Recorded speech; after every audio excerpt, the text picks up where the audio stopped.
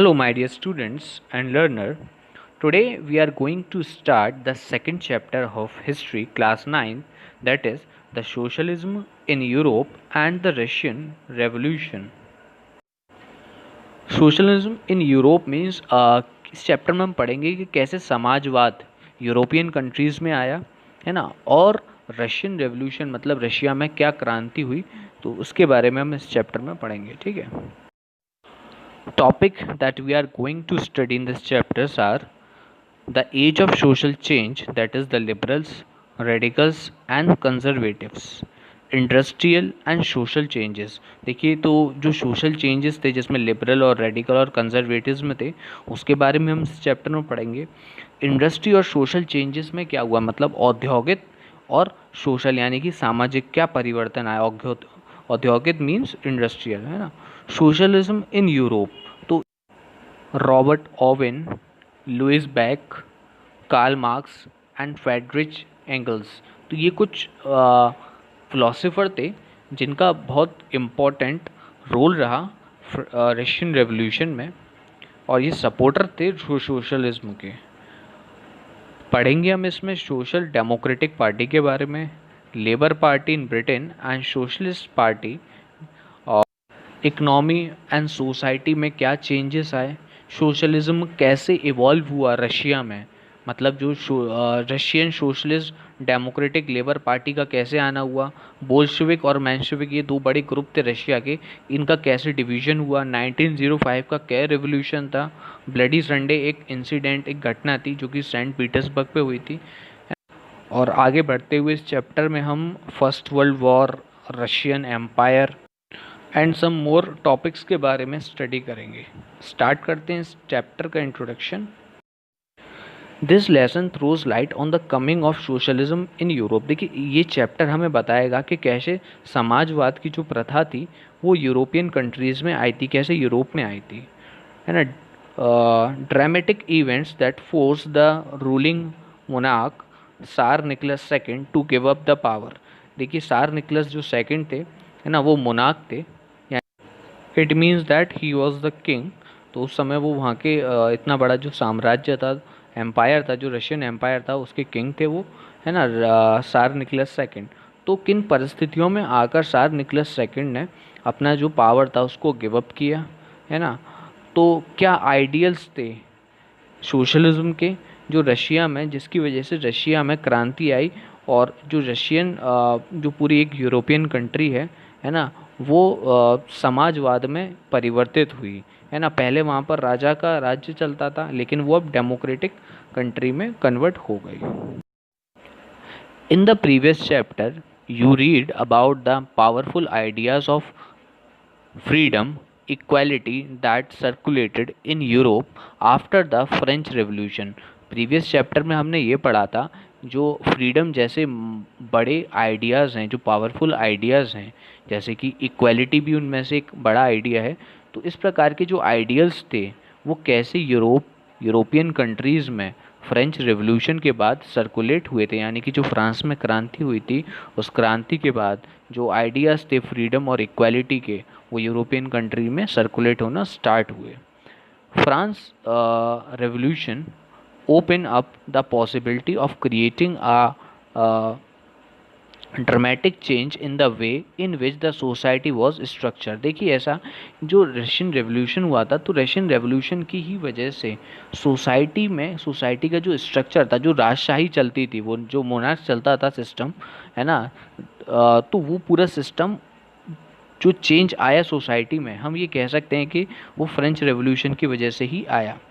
As you have read before the 18th century, society was broadly divided into states, orders, and it was aristocracy, church, which control the economic and social power। आपको पता है कि 18वीं शताब्दी से पहले जो society थी वो स्टेट्स और ऑर्डर में डिवाइडेड थी। इट मीन्स वहाँ पर एरिस्टोक्रेसी और चर्च राज किया करते थे। मतलब ये है कि जो सारी सत्ता थी वो या तो किंग के हाथ में हुआ करती थी, नोबल्स के हाथ में हुआ करती थी, या फिर चर्च के पास हुआ करती थी।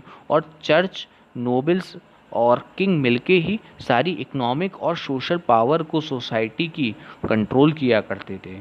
सडनली लेकिन क्रांति के बाद यानी कि after the revolution it seems possible to change this, लेकिन जो फ्रेंच रेवोल्यूशन हुआ था उसके बाद इन चीज़ों में परिवर्तन आया। In many parts of the world including the Europe and Asia, new ideas about the individual rights who control social power began to discuss, है ना। हमारी पूरे वर्ल्ड के अलग अलग हिस्सों में, जिसमें से यूरोप और एशिया भी एक हिस्सा है, जिसका न्यू आइडियाज़, उसमें नए नए आइडियाज़ किसके बारे में, इंडिविजुअल राइट्स यानी कि एक व्यक्ति उसके अधिकार यानी कि इंडिविजुअल व्यक्ति के अधिकार के बारे में, और कैसे पावर को कंट्रोल किया जाए, मतलब जो पावर होती थी पहले मोनार्च के पास यानी कि राजा के पास हुआ करती थी, उस पावर को कैसे सोशली डिवाइड किया जाए वो स्टार्ट हो चुका था। In India Raja Ram Mohan Roy and Derozio talked of the significance of French Revolution and many other debates the ideas of post revolutionary Europe। देखिए ऐसा था कि इंडिया में भी इन चीज़ों का काफ़ी ज़्यादा प्रभाव पड़ा, है ना। जैसे कि राजा राम मोहन रॉय एक बहुत बड़े हम ये कह सकते हैं रेवोल्यूशनरिस्ट थे या बहुत बड़े स्कॉलर थे, है ना। इसके साथ ही जो फ्रेंच रेवोल्यूशन हुआ था उसका क्या सिग्निफिकेंस हुआ, क्या फ़ायदा हुआ था, है ना। तो इसके बारे में रेवोल्यूशन के बाद काफ़ी ज़्यादा डिबेट्स भी स्टार्ट हो चुकी थी हमारी कंट्री में, ठीक है। Not everyone in Europe, however, wanted a complete transformation of society. Responses varied from those who accepted that some changes were necessary but wished for a gradual shift to those who wanted the reconstruction society radically. देखिए अब जो Europe में अलग अलग लोगों का इस परिवर्तन के लिए अलग अलग रिएक्शन था, ठीक है। कुछ लोग पूर्ण तरीके से ट्रांसफॉर्मेशन चाहते थे सोसाइटी का, है ना, लेकिन अलग अलग लोगों की प्रतिक्रिया इसके लिए अलग अलग थी, है ना। कुछ ऐसे भी थे जो सोसाइटी में कुछ ही चेंज चाहते हैं, वो उनका चाहते हैं कि सोसाइटी में इतना बड़ा परिवर्तन नहीं होना चाहिए, थोड़ा सा परिवर्तन ज़रूर होना चाहिए, है ना। कुछ ऐसे थे जो सोसाइटी को चाहते थे कि उसका रिकन्स्ट्रक्शन हो, उसका जो पावर का सोर्स है ना, वो भी थोड़ा सा क्या हो जाए, चेंज हो जाए। Some were conservatives and other were liberal और रेडिकल्स। देखिए कुछ ऐसे थे जिनको हमने फिर उनमें से कंजर्वेटिज्म कहा, कुछ लिबरल्स थे और कुछ रेडिकल्स थे। अब तो ये कंजर्वेटिव्स, लिबरल्स और रेडिकल्स जो थे इनके जो विचार थे उसमें मतभेद थे, है ना। कोई चाहता था, तो जो कंजर्वेटिव्स में थे वो ये नहीं चाहते थे कि जो सोसाइटी है फ्रेंच, जो मतलब जो यूरोपियन कंट्री है वो पूरी तरीके से चेंज हो। लिबरल चाहते थे कि पूर्ण तरीके से चेंज आए और रेडिकल कुछ और परिवर्तन चाहते थे, ठीक है। सो हम इस चैप्टर में कुछ इम्पोर्टेंट पॉलिटिकल ट्रेडिशंस के बारे में जो 19वीं सेंचुरी में चलते थे उनके बारे में देखेंगे, 19वीं शताब्दी में जो हुआ करते थे उसके बारे में देखेंगे, और क्या चेंज आया उन ट्रेडिशंस में उसके बारे में भी हम देखेंगे इसमें, है ना। We will focus on one historical event in which there was an attempt at a radical transformation of society, है ना। हम यहाँ पर फोकस करेंगे उन हिस्टोरिकल इवेंट्स पर जिनकी वजह से, जिन रेडिकल अटैक्स की वजह से या अटैम्प्ट्स की वजह से जो सोसाइटी थी वो उसमें चेंज आया। मतलब हम ये देखेंगे उन हिस्टोरिकल इवेंट्स के बारे में पढ़ेंगे जिन हिस्टोरिकल इवेंट्स की वजह से सोसाइटी में चेंज आया, ठीक है। Though the revolution in Russia socialism become one of the most influence and significant powerful ideas to shape the society in 20वीं सेंचुरी।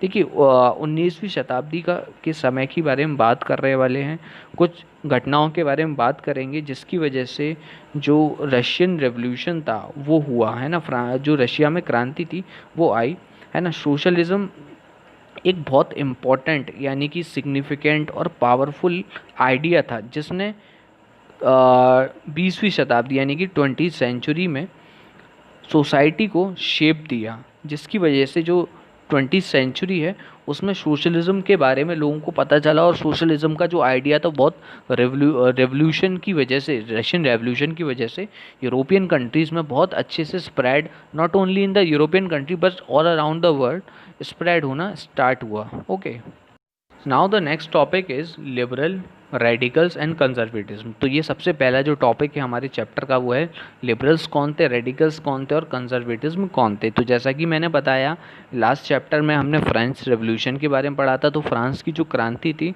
उसकी वजह से जो रशिया में अलग अलग लोगों के अलग अलग विचार थे सोशलिज्म को लेके, है ना, और उन लोगों की जो अलग अलग प्रतिक्रिया थी, उन लोगों को 3 ग्रुप में डिवाइड किया गया, लिबरल्स, रेडिकल्स और कंजर्वेटिव्स। ठीक है। One of the group which looked to change the society were the liberals. देखिए लिबरल्स जो थे वो ये उनकी सोच ये थी कि सोसाइटी को में चेंज आना चाहिए, यानी कि सोसाइटी में परिवर्तन आना चाहिए, जो राजशाही है, जो मोनार्क सिस्टम है, उसको चेंज होना चाहिए।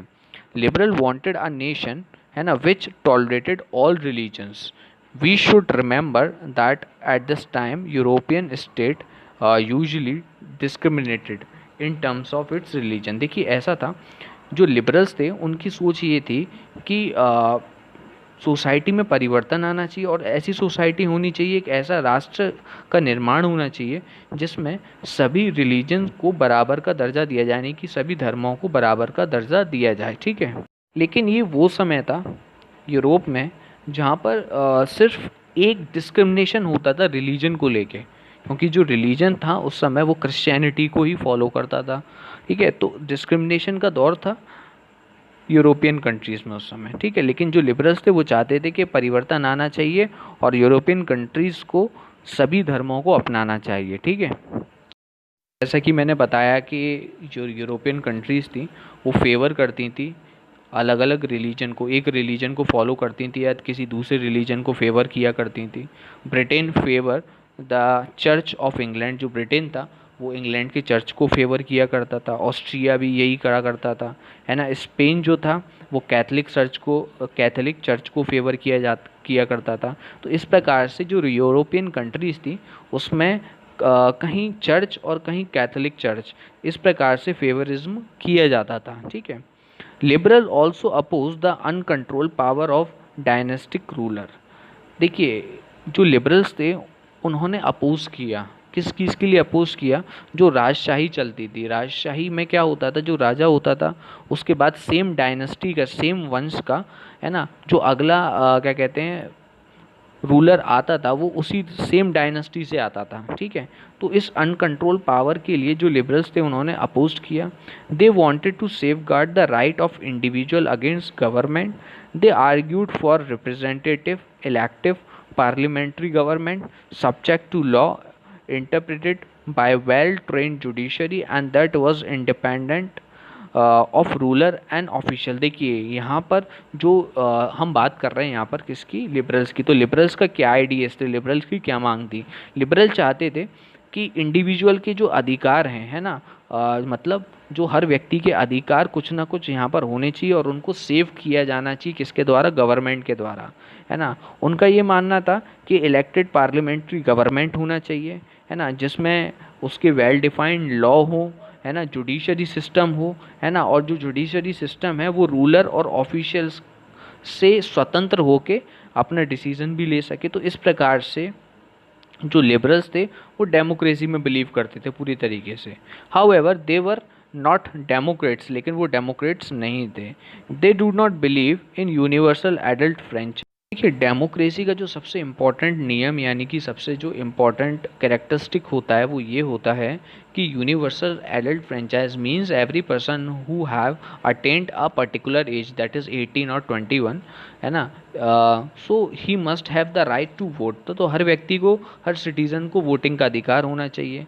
तो ये यूनिवर्सल एडल्ट फ्रेंचाइज का एक रूल है या एक कैरेक्टरिस्टिक है डेमोक्रेसी का। लेकिन जो लिबरल्स थे वो पूरी तरीके से डेमोक्रेट्स नहीं थे, क्योंकि वो किसके फेवर में नहीं थे, यूनिवर्सल एडल्ट फ्रेंचाइज के फेवर में नहीं थे। उनका ये मानना था कि हर व्यक्ति को अधिकार नहीं होना चाहिए वोटिंग का, है ना। They felt that the man of property mainly should have the vote, should have the right to vote. They did not want the vote for women, है ना। वो चाहते थे जिस व्यक्ति के पास प्रॉपर्टी हो, संपत्ति हो, है ना, तो वही उसी व्यक्ति के पास अधिकार भी होने चाहिए वोटिंग के, है ना। वो नहीं चाहते थे कि वुमेन्स को भी वोटिंग का अधिकार मिले। तो ये कुछ आइडियाज़ थे जो हमने डिस्कस किए लिबरल्स के आइडिया। ठीक है। In contrast means in opposite जो रेडिकल्स थे wanted a nation in which government was based on the majority of country's population। देखिए दूसरी तरफ जो रेडिकल्स थे उनका ये मानना था कि उनको एक ऐसा राष्ट्र चाहिए जिसमें जो गवर्नमेंट है वो उस कंट्री की पॉपुलेशन की मेजॉरिटी हो, मतलब कि जिस कंट्री में जिस पॉपुलेशन की सबसे ज़्यादा मेजॉरिटी हो उसी पॉपुलेशन की गवर्नमेंट भी होनी चाहिए। Many supported women's suffragette movements unlike liberal they oppose the privileges of great land owners and wealthy factory owners है ना। they were not against the existence of private property but dislike concentration of property in the hands of few. देखिए यहाँ पर जो liberals के idea थे ये जो रेडिकल्स थे वो बिल्कुल अलग थे उन लिबरल्स के आइडियाज से। They oppose the privileges of great land owner and wealthy factory owner. देखिए वो ये चाहते थे कि जो बड़े बड़े लैंड ओनर हैं और जो बड़े बड़े फैक्ट्री ओनर हैं है ना उन लोगों के पास ही संपत्ति नहीं होनी चाहिए। मतलब उनका ये मानना था जो संपत्ति है वो किसी एक व्यक्ति के हाथ में नहीं होनी चाहिए, जो संपत्ति है उसका विभाजन होना चाहिए सोसाइटी में इक्वली। मतलब कुछ ही लोगों के पास जब ज़्यादा अधिकार आ जाते हैं या ज़्यादा संपत्ति आ जाती है तो वो राष्ट्र को अपने हिसाब से चलाने की कोशिश करते हैं है ना। तो उनका ये मानना था कि जो प्रॉपर्टी है वो किसी कुछ ही लोगों के हाथ में नहीं होनी चाहिए है ना। जो संपत्ति है जो प्रॉपर्टी है वो राष्ट्र का अधिकार है और वो सभी लोगों में बराबर विभाजित होनी चाहिए। अब हम बात करते हैं कंजर्वेटिव्स के बारे में। जो कंजर्वेटिव्स थे वो रेडिकल्स और लिबरल्स को दोनों को ही अपोज करते थे। After the French revolution however even conservatives had open their mind to need for change. देखिए फ्रेंच रेवोल्यूशन के बाद कंजर्वेटिज्म ने भी माना कि कुछ ना कुछ सोसाइटी में चेंज आना चाहिए। Earlier in the 18th century conservatism had gradually oppose the idea of change. 18वीं शताब्दी के शुरुआत में जो कंजर्वेटिज्म थे वो पूरी तरीके से अपोज करते थे कि उनका हिसाब से जो सोसाइटी है उसमें किसी भी परिवर्तन की आवश्यकता नहीं थी। ठीक है। By the 19th century they accepted that some changes are inevitable but believed that the past had to be respected and change had to be brought about though through a slow process। देखिए यहाँ पर जो 19th century यानी कि 19वीं शताब्दी जैसे आगे बढ़ी यानी कि हमने देखा कि 19वीं शताब्दी की शुरुआत में 19th सेंचुरी के स्टार्टिंग में वो बिल्कुल अपोज कर रहे थे कि बिल्कुल कुछ चेंज नहीं होना चाहिए सोसाइटी में। लेकिन 19th सेंचुरी के लास्ट तक आते आते उन्होंने एक्सेप्ट किया कि कुछ चेंजेस को सोसाइटी में होने से वो नहीं रोक सकते। लेकिन उनका ये मानना था कि जो हमारा पास्ट है हमें उसकी भी रेस्पेक्ट करनी चाहिए। मतलब जो पुराना सिस्टम चलता था उसको भी हमें उसके भी कुछ चीज़ों को हमें अपनाना चाहिए। ठीक है। और बहुत धीरे धीरे धीरे करके उन पुरानी चीज़ों में परिवर्तन लेके आना चाहिए। ठीक है। लेकिन परिवर्तन वो चाहते थे लेकिन वो ये नहीं चाहते थे कि जो पुराना पहले जो राजशाही जो फॉलो हुआ करती थी जो एरिस्टोक्रेसी फॉलो हुआ करती थी वो नहीं चाहते थे कि उसको एकदम से ख़त्म कर दिया जाए है ना। वो चाहते थे कि बहुत स्लोली करके थोड़ा थोड़ा चेंज होना चाहिए। ठीक है। तो such different ideas about the social changes clashes during the social and political turmoil that followed the French Revolution. The various attempts at revolution and the national reform in the 19th century helped define both the limits देखिए and potential. देखिए यहाँ पर जो ये मैंने बताया आपको कि जैसे कि लोगों के बीच में अलग अलग डिफरेंस आइडियाज़ थे। मतलब कि लोग अलग अलग चाहते थे कि कुछ लोग चाहते थे कि परिवर्तन आने चाहिए, कुछ चाहते थे कुछ ही परिवर्तन आने चाहिए। कुछ लोगों का ये मानना था कि सोसाइटी में परिवर्तन तो आए लेकिन हमें पास्ट की भी रिस्पेक्ट करनी चाहिए। तो इस प्रकार से जो आइडियाज़ थे सोशल और पॉलिटिकल चेंजेस के फ्रेंच रेवोल्यूशन में के बाद है ना लोगों में टकराव होना शुरू हुआ और कैसे सोशल और नेशनल ट्रांसफॉर्मेशन की बात हुई 19th सेंचुरी में। सो उन सारी चीज़ों के बारे में हम यहाँ पर डिस्कस करेंगे। This attempts at the revolution and national transformation in the 19th century helped define both the limits and potential of this political tendency। तो ये जो political tendency थी मतलब जो चेंज देखिए समय जब चेंज होता है जब परिवर्तन आता है सोसाइटी में तो पॉलिटिकल भी चेंज आता है और सोशल भी चेंज आता है। तो जो पॉलिटिकल और सोशल चेंज आया था वो क्या हुआ सोसाइटी में ना, इन चीज़ों के बारे में हमें इस चैप्टर में पढ़ना है। ओके, सो उन चेंजेस के बारे में बात करते हैं। Now the topic is industrial society and social change. These political trends were a sign of new change, new time, new change. It was a time of profound social and economic changes. It was a time when new city come up and new industrialized region developed. Railway expanded and the industrial revolution occurred. देखिए ये वो समय था जब industry में यानी कि औद्योगिक परिवर्तन आया, ठीक है, इंडस्ट्रियल सोसाइटी चेंज हुई। देखिए तो ये समय में परिवर्तन के कुछ हम ये कह सकते हैं साइन थे, ठीक है। जैसे कि क्या हुआ, न्यू सिटीज़ कम अप। देखिए जब औद्योगिकरण हुआ यानी कि जब इंडस्ट्रियलाइजेशन हुआ तो नई नई सिटी उस समय परिवर्तित हुई, नई नई सिटी एग्जिस्टेंस में आई, नई नई सिटी बनी, है ना। जो इंडस्ट्री होती है तो इंडस्ट्रीज़ के आसपास लेबर को भी रहना होता है और रॉ मटेरियल भी हो, है ना, तो फैक्ट्रीज़ भी होती हैं, तो इसके आसपास ना कॉलोनीज सेटअप हो जाती हैं, तो न्यू सिटीज़ भी सेटअप हुई जब ये इंडस्ट्रियल रेवोल्यूशन आया, है ना। तो न्यू सिटी सेटअप हुई, मशीन से काम करना शुरू किया गया, इंडस्ट्रियल रीजन्स बने, है ना। रेलवे जो था वो बढ़ाया गया, रेलवे एक्सपेंड किया गया। तो ट्रांसफॉर्मेशन करना है हमें, तो वो पूरी तरीके से ट्रांसफॉर्मेशन हुआ किसकी वजह से, इंडस्ट्री की वजह से। Okay, industrialization brought man women and children to factory. Industrialization की ही वजह से बच्चे, औरतें और आदमी फैक्ट्री में आके काम करना उन्होंने शुरू किया। Work are often long and wages were poor. जो समय सीमा होती थी काम करने की वो बहुत ज़्यादा होती थी, है ना, और जो उनको मजदूरी यानी जो वेजेस मिला करती थी वो बहुत कम हुआ करते थे, है ना। Unemployment was common particularly during the time of low demand of industrial good.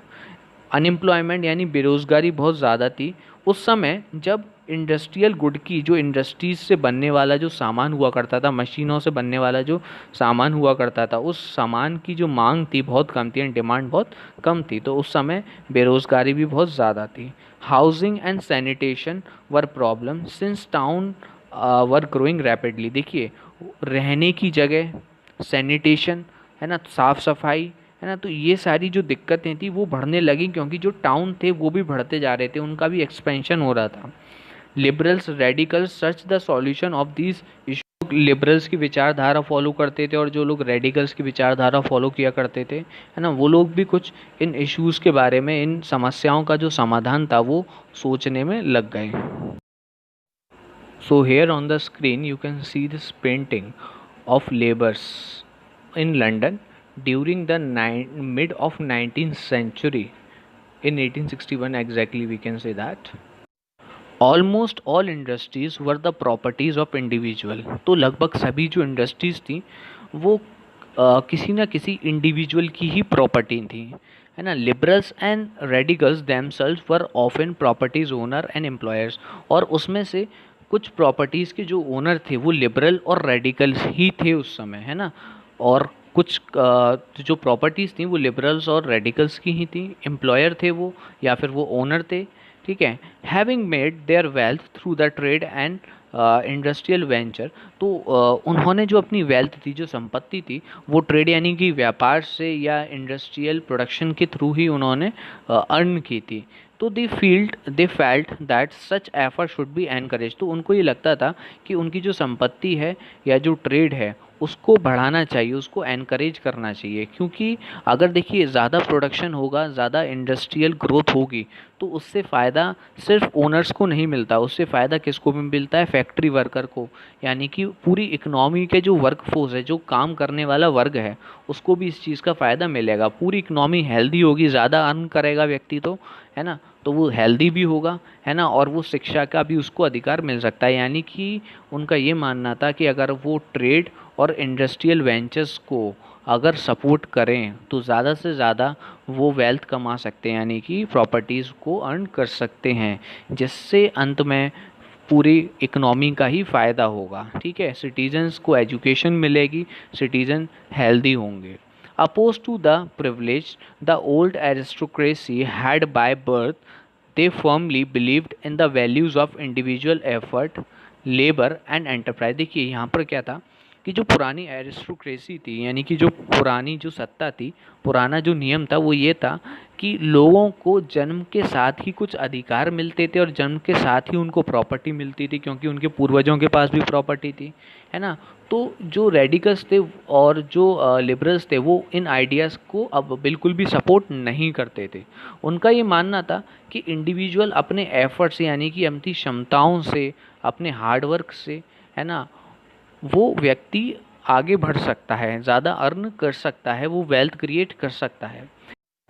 If freedom of individual was ensure, उनका ये मानना था कि अगर हम किसी इंडिविजुअल व्यक्ति को स्वतंत्रता दें, अगर किसी पुअर व्यक्ति को लेबर करने दें, है ना, and those with the capital operate without restaurant, they believe that the society would develop. उनका ये मानना था कि जो अमीर व्यक्ति है, जो जिस व्यक्ति के पास अच्छी कैपिटल है ना, वो अगर अपनी कैपिटल को यूज़ करे किसके लिए, राष्ट्र के निर्माण के लिए, तो क्या जो पुअर है ना, उनकी भी संपत्ति बढ़ सकती है यहाँ पर, है ना, और सोसाइटी का भी निर्माण हो सकता है।